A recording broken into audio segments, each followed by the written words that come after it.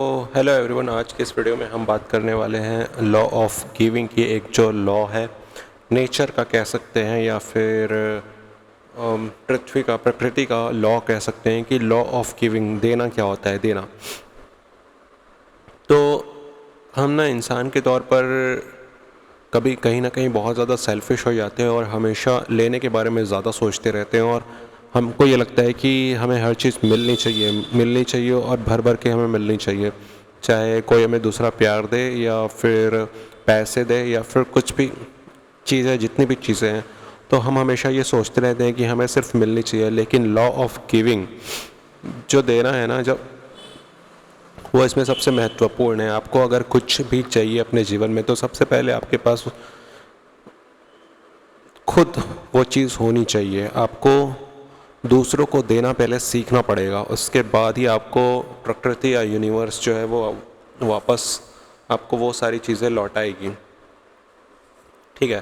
तो इस एक महत्वपूर्ण चीज़ को बहुत सारे लोग इग्नोर करते हैं।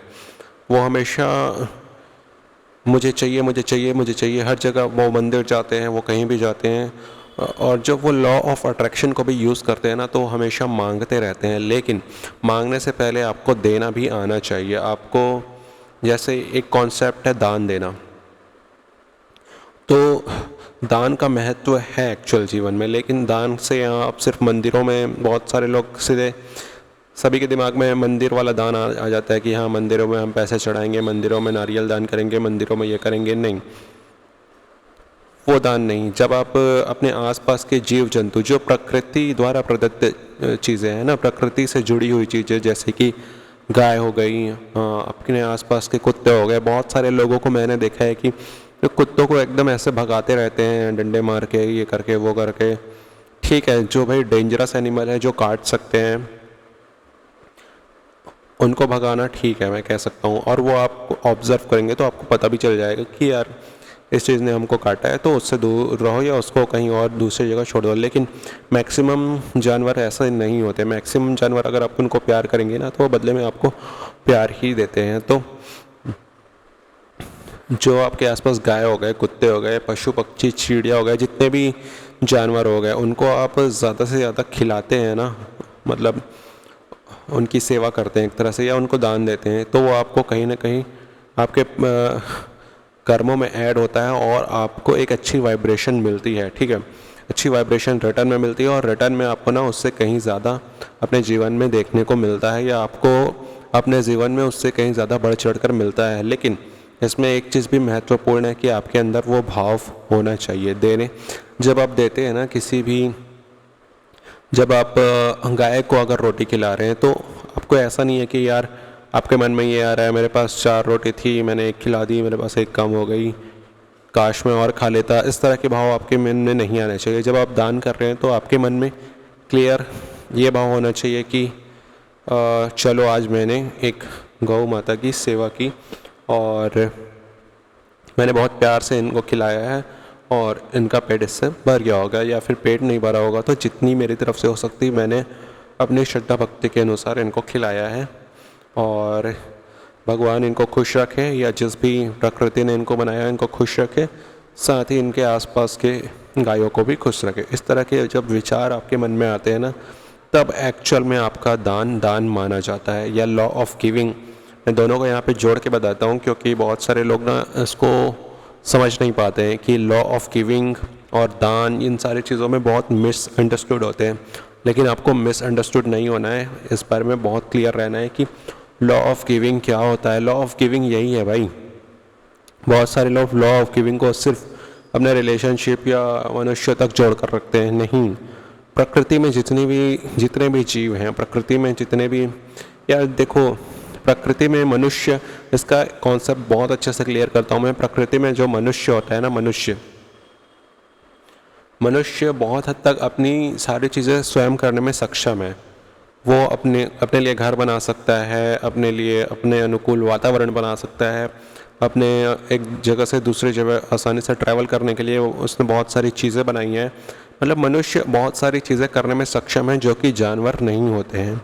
जानवर बहुत सारी चीज़ें खुद से नहीं कर पाते या कर पाते हैं तो उनको तकलीफ़ होती है। तो जब आप किसी तकलीफ़ में फंसे व्यक्ति की मदद करते हैं ना, तो यूनिवर्स रिटर्न में आपको लौटा कर देता है, उससे दोगुना देता है। तो ये होता है लॉ ऑफ गिविंग। जब आप किसी की सहायता करते हैं और पूरे भाव से करते हैं ना, आप सिर्फ बाहर दूसरों को दिखाने के लिए नहीं, आपके अंदर से वो भाव उठ रहा है कि मुझे इस जानवर की सहायता करनी चाहिए, इसको रोटी खिलाना चाहिए, इसको बिस्किट खिलाना चाहिए, क्योंकि ये पूरी तरीके से सक्षम नहीं है। जब इसको भूख लगती है तब शायद अब आजकल शहरों में ऐसा होता है कि उनको खाना भी नहीं मिलता है बहुत ढूंढने पर भी, क्योंकि पॉल्यूशन हो गया है, बहुत झिल्ली पड़ी रहती है और तरह तरह के वेस्ट पदार्थ पड़े रहते हैं, लेकिन खाना नहीं पड़ा होता है।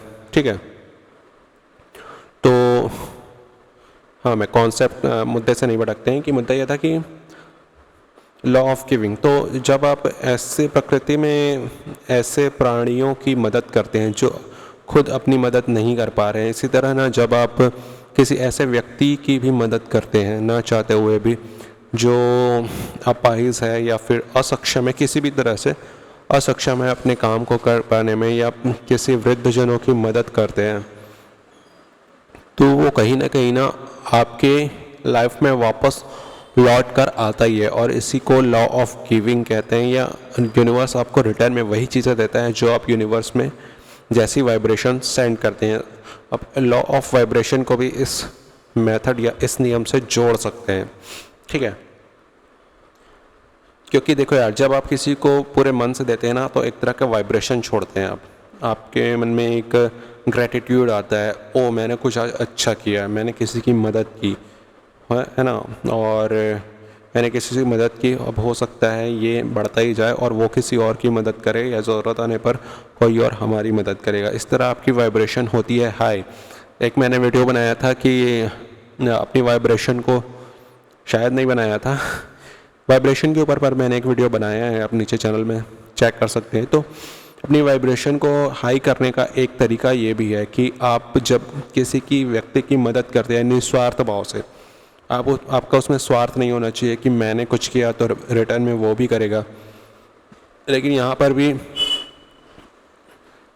एक पॉइंट महत्वपूर्ण है कि आप किसी बेकार व्यक्ति की मदद न करें, ठीक है, जिसके इरादे नेक नहीं हैं, या वो व्यक्ति आपको नुकसान पहुंचा सकता है। आपको पता है कि कुछ होते हैं ऐसे, आपके आसपास भी होंगे, कि आप उनकी मदद करेंगे तो वो उल्टा आप पर ही चढ़ बैठेंगे। ठीक है, तो ऐसे व्यक्तियों की मदद न करें, यह आपको अपने दिमाग से डिसीजन लेना पड़ेगा।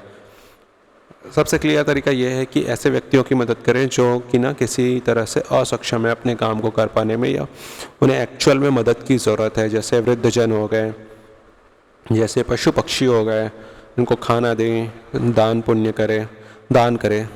दान, वैसे इसको दान में नहीं रखा जाना चाहिए, पर फिर भी हमारे समाज, मतलब भारतीय संस्कृति में इसको दान कहा जाता है, तो आप कर सकते हैं। तो पशु पक्षियों को खाना खिलाना, और ऐसे जानवर जितने भी पशु पक्षी हो गए सारे इसमें इंक्लूड कर लो, उनको किसी न किसी तरह से मदद करना ना आपके पुण्य में वृद्धि करता है, और रिटर्न में आपको यूनिवर्स उससे भी ज़्यादा और डबल मात्रा में देना शुरू कर देता है। तो इस रूल को याद रखें और पूरे सच्चे मन से आज से ही दान का काम, पुण्य का काम करें। पशु पक्षी, अपने आसपास के पशु पक्षियों से प्रेम करें, उनको खाना खिलाएं, और देखो जो भी घातक दिख रहे हैं पशु पक्षी, तो उनको सही ट्रीटमेंट की ज़रूरत होती है। तो आप वो भी कर सकते हैं कि हॉस्पिटल्स होते हैं या ऐसी चीज़ें बनी होती हैं, वहाँ भी लेकर जा सकते हैं। ये भी अच्छे कामों में आता है, पर तभी करें जब सेफ हो, आपको कोई उससे नुकसान ना हो रहा हो। ठीक है, तो यही कॉन्सेप्ट था लॉ ऑफ गिविंग का। भाई लॉ ऑफ गिविंग को भी ऐसे नहीं है कि देख कर समझ कर अच्छी तरह जांच परख कर इस्तेमाल करें। ऐसे व्यक्तियों की कभी हेल्प ना करें जो आपको नुकसान पहुंचा सकते हैं। मैं एक वार्निंग बार बार दे रहा हूं, क्योंकि वीडियो को देखने बाद ना लोग सबसे पहले क्या करते हैं, अपने आसपास दोस्तों की हेल्प करने लगते हैं, और ऐसे लोगों की हेल्प करने लगते हैं कि जो उनको खुद ही नुकसान पहुंचा सकते हैं। ठीक है, तो ये नहीं होता है law of giving. Law of giving ऐसा होता है जिसको आप नहीं जानते हो, और उनके भी आप निस्वार्थ भाव से जब मदद करने चाहते हो ना, तो वो लॉ ऑफ गिविंग या दान वगैरह में काउंट होता है। ठीक है, तो इस वीडियो के लिए इतना ही। मिलते हैं किसी और अच्छे से वीडियो में। तब तक के लिए चैनल को लाइक कर दीजिए, शेयर कर दीजिए और सब्सक्राइब कर दीजिए। हम मिलेंगे किसी और हेल्पफुल वीडियो के साथ। तब तक के लिए जय हिंद, जय भारत, जय Chhattisgarh. Thank you so much.